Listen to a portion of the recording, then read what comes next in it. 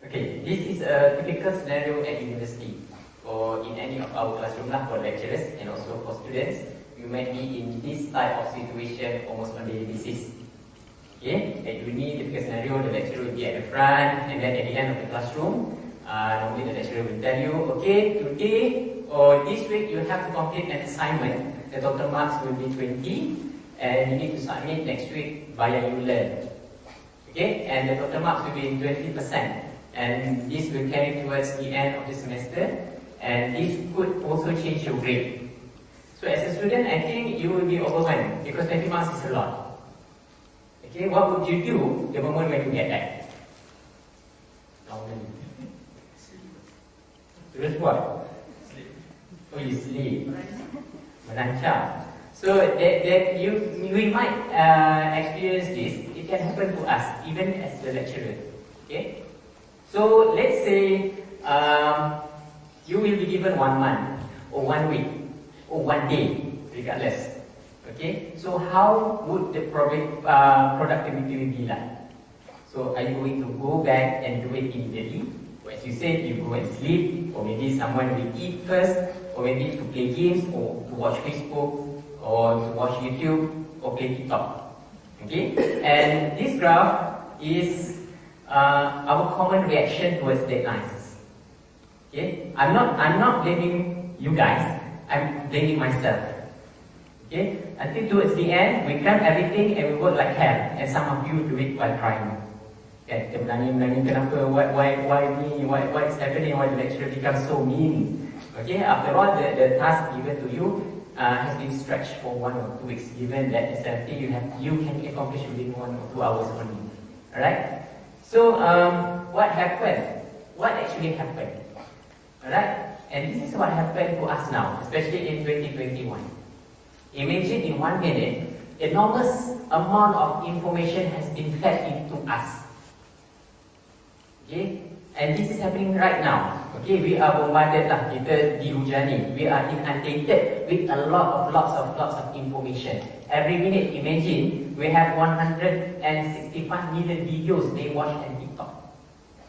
Okay, and this statistic is being produced by scientific evidence. Right? And every minute, a total amount of 452,000 of content being streamed on Netflix. And I would say 44 million people are actually viewing Facebook Live on streams for every single minute. And we could be one of them. So are we consuming too much information? Or how can this content shock, we call it, or information overload can actually affect us? Okay, as a student, as a staff, as a person, okay, considering the amount of information that is actually being fed into us, okay, we are being overwhelmed with this type of situation. So this could happen to us. This is how the information overload actually affecting us. Okay, not just the students, but also us as a staff. Okay, we tend to do this. How many of us actually done this? Binge watching Netflix. Okay, episode after episode, you just can't stop. We know all along that towards the end, I think lepas episode ke-45 kita dah rasa ada tendency yang macam bersalah ni kan, tapi kita on watching kan. Okay, so we've been binge watching on Netflix. We know that we have so many deadlines, but I think the Facebook feed is so important to us, we tend to do it first. Okay, ataupun binge gaming. This is normally it happen to especially students lah. So dia ada banyak permainan, they follow their streamers, sebab this is a social activity because you have gatherings and you meet online and stuff like that. Or you continue to watch even though that it's over your sleep time. Also, you continue to play something which you think is fun, or you do something which is pleasing. So, according to scientists, okay, why is this thing happening? Even though that we realize that we should be focusing more on the important tasks, such as your assignment, or such as completing tasks that is actually our hakiki lah, atau benda yang sepatutnya kita buat. So actually our brain, to put it in a simpler version, actually our brain consists of 2 main parts. actually many parts. But to put it into a context, we actually have two types of functioning system in our brain called the limbic system and also the prefrontal cortex. Okay, so dia ada dua. Satu, the limbic system is actually our nervous system, so our react based on situation. And our prefrontal cortex is actually developed over time. It's developed over years. Actually, from babies until adults, actually prefrontal cortex is developed and developed and developed. Whereas our limbic system is there since we were born. Itu adalah satu sistem keselamatan yang membolehkan kita react into situation, especially dangerous situation lah, macam baby kalau jatuh menangis sebab sakit dan sebagainya. So bila nampak sesuatu yang menakutkan, kita lari. That's our nervous system, that is our limbic system, when we don't have control over that. Okay, so the limbic system is something that relates to pleasure and something that is easy and fun, which means that bila kita mendapat assignment, dia ada satu benda yang kita rasa satu yang susah, memerlukan pemikiran yang lebih kompleks. So our natural reaction is to run away from it. By running away from it is to binge watching Netflix, because it's easy, you don't have to do anything, and it's fun to do. That's what the limbic system tells you what to do, and we actually fall into that, and that is what happens. Whereas our prefrontal cortex is actually the part of the brain that helps you to reason, because it's developed over time through conditioning and through mental flexing. Okay, it developed over time, so membolehkan you untuk berfikir secara lebih logical, literal. Must say actually have an assignment. This assignment is very important for me. It helps me to get good grades. If I have good grades, I get better CGPA. With better CGPA, I can actually work in better companies, like that. So you reason, and this is the area where it happens. Normally, when you think a lot, it is unpleasant. Sebab you kena buat sesuatu yang synthesize information. You kena buat higher level thinking, and higher level thinking tak semua orang boleh buat. Let me tell you that the brain, even though it is only consists of 2% of our body parts, tapi it requires 20% of your energy. It's small, but it's energy consuming. That's why kalau nanti you study lebih, you akan rasa lapar. Betul tak? Kalau you buat kerja lebih sikit, you keluar. Okay? So, sebab even though it's just a small part of your body parts, it consumes 20% of your energy. So dia banyaklah biological punya effect ni. Kalau kita makan, lepas tu the energy will go to your tummy and then become sleepy, things like that. Okay, we are not going there. Okay, tapi the prefrontal cortex ni is really responsible for making sense, reason, logical thinking, and normally it associates with unpleasant activity. But because limbic system is there from the very beginning, when we were born, dia lebih matang dan lebih kuat. It is stronger compared to prefrontal cortex. That's why it's easily dominate our thinking. Maknanya whenever in conflict, the limbic system will win. Dan kita akan fall kepada graph tadi. Kita akan delay. Kita rasa kalau macam saya membasuh brain itu adalah lebih penting daripada menyiapkan satu surat. Okey, sedangkan surat itu pergi hantar esok. Dan surat itu akan siap pada jam 12 malam. Okey, I know because mengarang tu ialah satu, walaupun it's just a piece of paper, but it takes hours untuk mengarang, untuk memastikan maksud itu sampai. Okay, so just remember, the reason why I show you this is that when you know what is happening in your mind, you have better control over what your action will be. Okay, to let your limbic system wins or to put in your higher order thinking skill. Okay,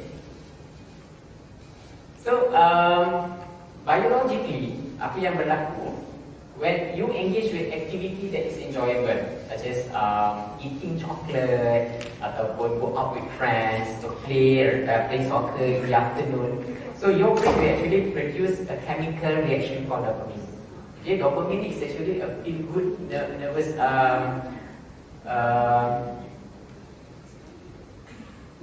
chemical yang actually activates our brain that is responsible for reward function. So it makes us feel good. Ramai orang bila rasa sedih dia makan coklat, atau macam saya akan makan. Itulah makan apa?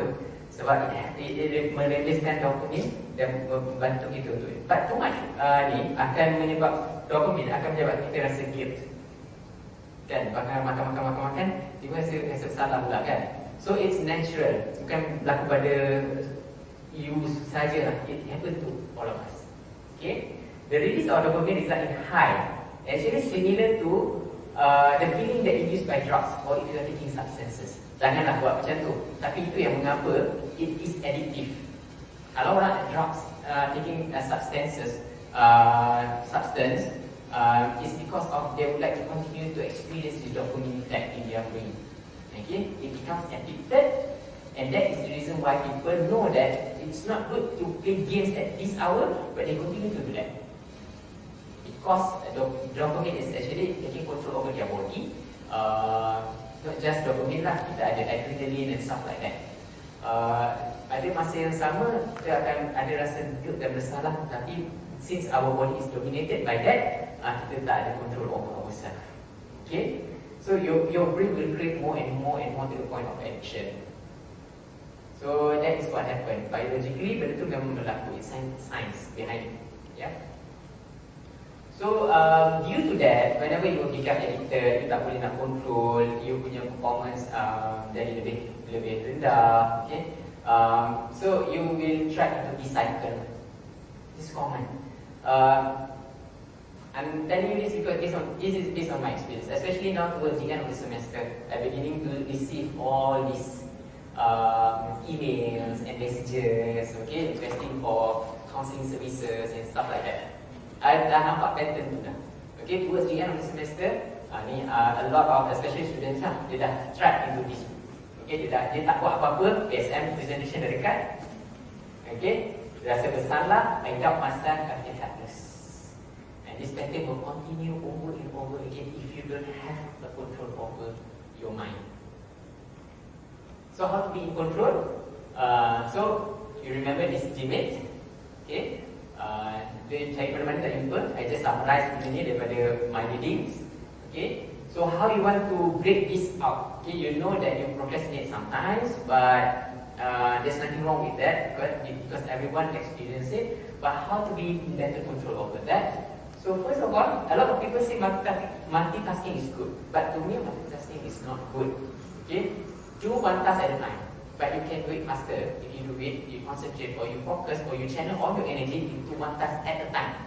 Don't multitask. Maksudnya, you tak perlu nak buat surat, you nak buat BSM, you nak buat ni, no. Okay, don't multitask. But spend, I think, 25 minutes just to complete one task and then move to the next task, 25 minutes. Okay, kalau you nak baca more, there's one technique called Pomodoro. So it's basically a tomato in Italy. Okay, where when you set the timer 25 minutes, lepas tu you boleh rest. 25 minutes, buat lagi satu task, and then you rest. Another 25 minutes, and then you work. So with that intervals, it helps you to focus more and to channel better the energy into task that is given to you. The second one is eliminate distraction. We have so many distraction, and your distraction does not mean my distraction. Ada orang distraction ialah handphone, ada orang distraction ialah TV, ada orang distraction ialah YouTube atau Korean drama. Tak kisah. So try to reduce or to the point of eliminate those. Especially when you are doing your task lah. Okay, you tahu apa dia kelemahan dia. Kalau distraction is your friends or students, I advise them to go to the library. Maknanya you tahu apa distraction tu. Kadang-kadang you punya roomie, ada orang komplain, housemate atau roommate dia tak membantu. Then go away. Why use that as a reason? Kenapa give that as an excuse? Okay, move. The third one is mindfulness. Aware of that situation. You tahu bila deadline. You yourself have control over your body. Mindfulness, you are aware of that situation. You tahu when is your deadline. You tahu bila masa untuk eat and so on and so forth. Inhibit information. Remember yang tadi tu dalam 1 minit kita dapat banyak information. Okay, try to mute your punya TikTok notification. Just mute all your notification whenever you are actually focusing on your stuff. Okay. So inhibit information, but then limit the information that you're supposed to have at that point of time. And the last one is think big. Think big is actually how you flex your brain muscles. Okay, think big means jangan shallow sangat, jangan narrow sangat. Jangan fikir pasal is the end of the world. Think big is when you exercise your frontal cortex better by reading, by engaging in fruitful discussion with your friends, with your lecturers, to read news, I would say to watch TED Talks. Okay, that is how you flex your muscles. Maknanya buat sesuatu yang kalau orang lain tak buat, you buat. Okay, and this actually help you to be in better control. So stop making excuses of why you can't get it done, but rather start focusing on all the reasons why you must make it happen. Okay, so you need to be in control by controlling it. That's all.